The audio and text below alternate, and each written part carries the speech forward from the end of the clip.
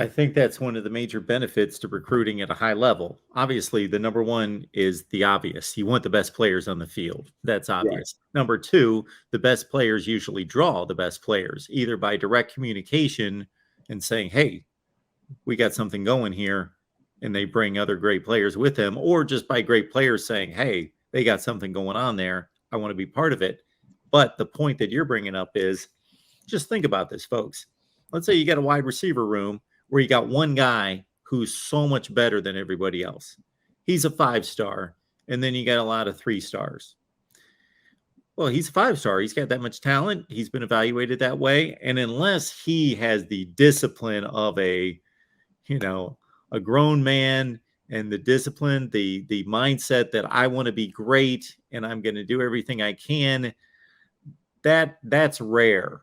That's rare to self-motivate to that degree, as opposed to, oh, we recruit at this level and we got like 4 or 5 of these dudes. Well, then you have to bust your tail, because who cares if you're a 5 star or a high 4 star? You got 4 or 5 other of these dudes, and if you're not at your best, you can't slack off and still be the best wide receiver in the room. You're going to be And missing reps. that goes in life, Mark. When it comes to the Miami Hurricanes YouTube thing, I'll bring it home for me. You look at, I talk about bringing. I used to say the best content when it comes to this year. It came off really cocky, and I'm really glad I don't do that anymore.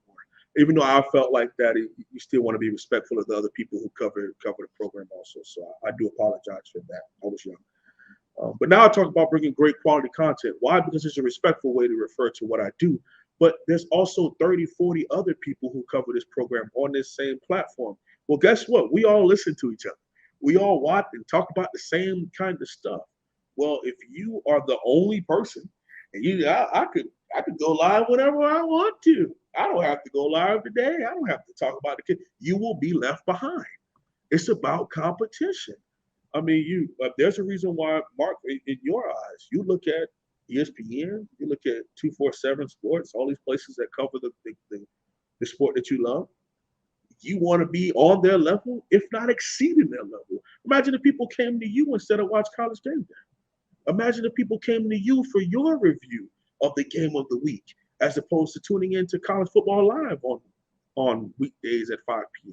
That's the kind of stuff that we want to be. And it's called greatness. And the reason why you chase after it is not about pulling the other person down to uplift you. It's about a consistent strive to be the best. And there's nothing wrong with it. As long as you keep it in respect. Now, I don't respect people who turn it into disrespecting other people or down talking other people or trying to chop at their heels to uplift yourself.